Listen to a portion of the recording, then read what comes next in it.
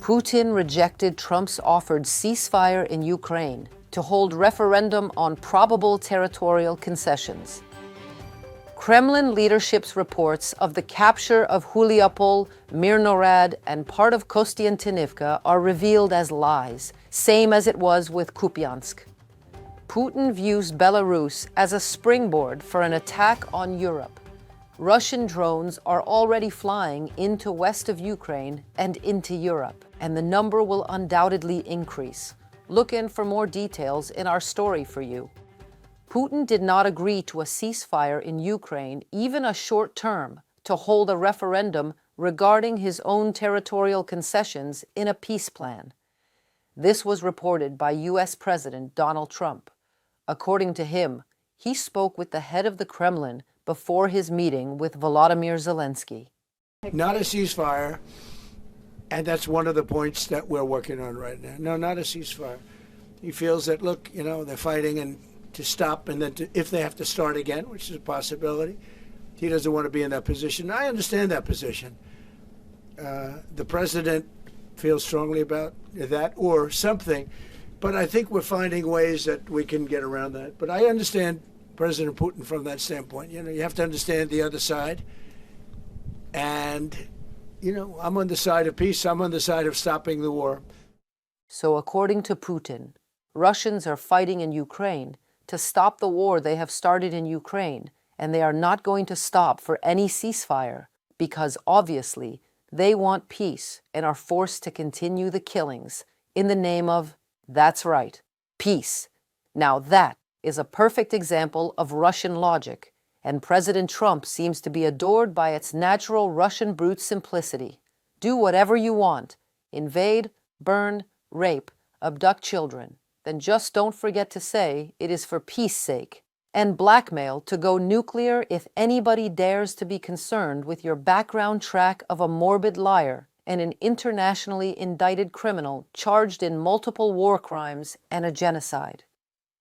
No matter what Putin says and Trump believes, the Ukrainian law says that any territorial issue of the future peace agreement could be resolved in two ways: by means of national referendum or by a parliamentary voting. Ukrainian President Vladimir Zelenskyy stated this during a meeting with Donald Trump at Mar-a-Lago. According to Zelenskyy, a referendum is currently one of the options. He added that Ukrainians abroad will be able to vote. However, this requires an infrastructure to ensure proper voting opportunities, as there are currently millions of relocated Ukrainian citizens in Europe alone. When we speak about referendum, we spoke that it's one of the key. We can have referendum on any kind of points of this plan. I said that we can use referendum like for the plan, or we cannot use referendum. It's one of the key. We can use, this possibility of parliament to vote according to the law or to have referendum. Doesn't matter. This referendum, if the plan will be very difficult for our society, very difficult, of course our society has to choose and has to vote, because it's their land, the land not of one person, it's the land of our nation. This way or the other, Ukraine is obviously forced to a deal with a criminal, and in this case, it is all about the accountability of the enforcer, security guarantees. Without proper security guarantees, Ukraine cannot consider the war over. Ukrainian President Volodymyr Zelenskyy told that to reporters after meeting with the American leader in the United States. According to Zelenskyy, the head of the White House promised to consider extending the guarantees. Currently, they are agreed upon for 15 years. However, the president believes they should be extended to as much as at 50 years. Zelenskyy reminded that security guarantees are bearing in itself not only political statements, but also very practical mechanisms, such as allied territory monitoring by partners and their actual military presence in the zone of conflict. We already have a war going on, and it has been going on for almost 15 years. Therefore, we would very much like the guarantees to be longer. And I told him that we would very much like to consider the possibility of 30, 40, 50 years. And that would then be a historic decision by President Trump. The president said that he would think about it. Volodymyr Zelenskyy, president of Ukraine, during an online press briefing, Kremlin leadership's reports of the capture of Huliapola, Myrnohrad, and part of Kostiantynivka are disinformation and do not reflect the actual situation on the front. The General Staff of the Ukrainian Armed Forces reported. Defensive operations continue in Huliapola and Myrnohrad, with Ukrainian troops eliminating the invaders' infantry groups and preventing their plans to seize the whole agglomeration from being realized. In Kostiantynivka, the Ukrainian armed forces are holding their positions and inflicting losses on the enemy on the approaches to the city. In easy terms, remember those Russian generals reporting they have got Kupiansk and even get awarded by Putin for that, and Putin welcomed international press to see that for themselves, and then President of Ukraine Zelenskyy came to Kupiansk and revealed the truth? Same thing with Huliapola and Myrnohrad. The General Staff of Ukrainian Armed Forces acknowledges heavy fighting is onwards, nothing is over yet.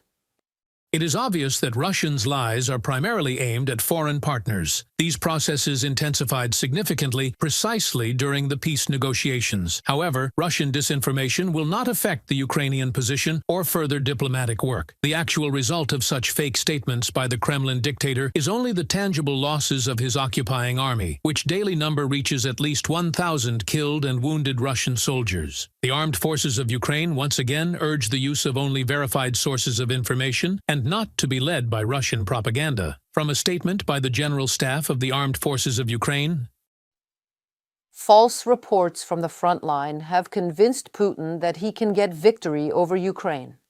According to Financial Times, the Russian dictator is systematically provided with data in which the scale of the Russian army's tactical failures is hyperbolized. A key figure in the plan to misinform Putin about the situation at the front is the Chief of General Staff of the Russian Armed Forces, Valery Gerasimov. Financial Times notes that the main reason of this situation is Gerasimov personifies predictability for Putin. Even if the price of keeping him in office are critical losses and extremely slow advancement of the army at the front, Putin won't agree to fire him. Russia will not be able to wage war on two fronts at once. After the fighting in Ukraine ends, the Baltic states could become Russia's next target. This was stated by Kirilo Budanov, head of the main intelligence directorate of the Ukrainian Ministry of Defense. He noted that Russia's provocations in the Allied airspace became systematic. They are intended to exert pressure and test the Allied reaction. According to Budanov, Lithuania, Latvia, and Estonia are highly likely to be the first to be threatened. Russia is forming a strategic reserve. It is being created while the war is going on here. It is all a dynamic process, and the operational reserve is constantly being deployed. Strategically, it is being formed, but it has not yet acquired the capabilities that the Russians dream of. But I tell you once again, as long as a large-scale war is going on here, no. Fighting on two fronts, even World War II showed that it was a catastrophe. Kirilo Budanov, chief of the main directorate of intelligence of Ukraine, in an interview with the National Public Broadcasting Company of Ukraine,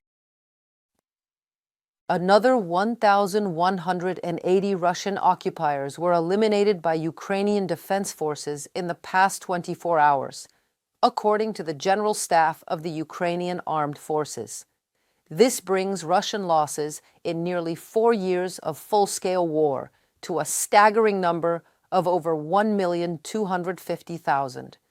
Ukrainian defense forces also destroyed 3 tanks, 6 armored combat vehicles, and 13 artillery systems in the past 24 hours. You can see all the latest casualty figures for Putin's army on your screens right now.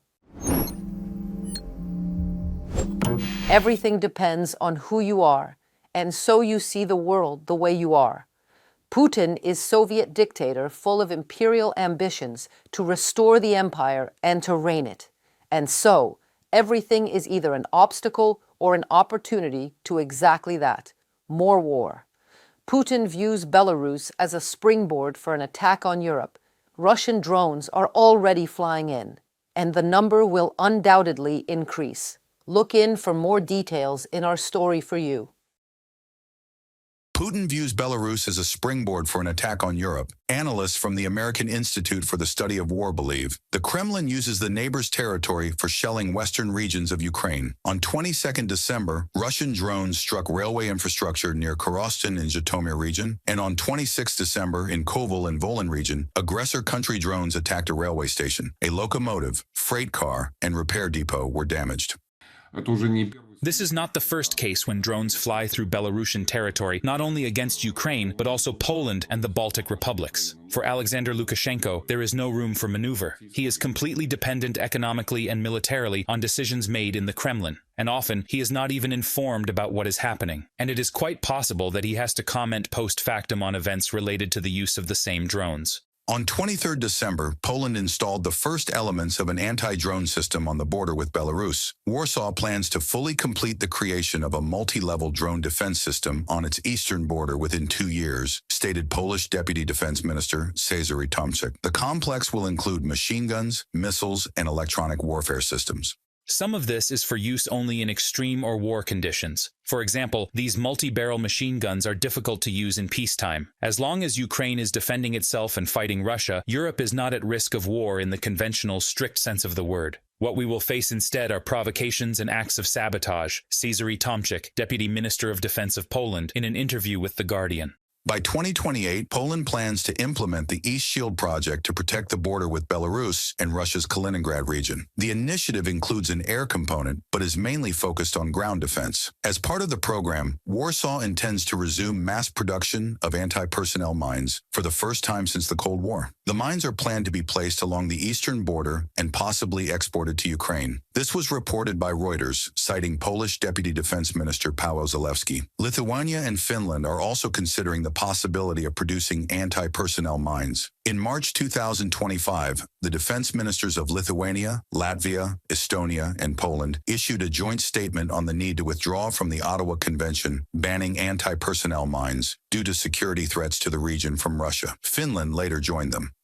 Currently, we are considering various options for purchasing or producing anti-personnel mines that meet Lithuania's defense needs, giving priority to Lithuanian manufacturers, from a comment by the Ministry of Defense of Lithuania to the ELTA agency. Meanwhile, the United Kingdom and Germany signed a contract for the purchase of modern artillery systems, the UK government reported. This concerns advanced RCH-155 platforms. They are mounted on the armored Boxer vehicle and can fire 8 rounds per minute, move at speeds up to 100 kilometers per hour, travel 700 kilometers without refueling, and require only 2 crew members. $70 million have been allocated for the purchase of these systems. The British Army will soon have new artillery that can fire on the move. This builds on lessons from Ukraine, enabling our army to hit targets 70 kilometers away and move fast away from returning fire so they can fire again. The war in Ukraine has demonstrated the importance of being able to fire rapidly and move, and it is such lessons that are informing our procurement decisions and helping us deliver on the Strategic Defense Review. Luke Pollard, Minister for Defense Readiness and Industry of the United Kingdom, on the government website.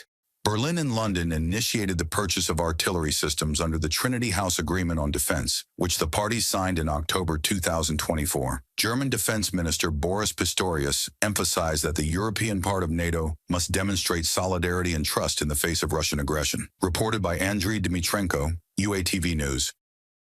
That's all for today's News Digest. If you found this useful, like the video, subscribe to the channel, and share your thoughts in the comments. See you next time.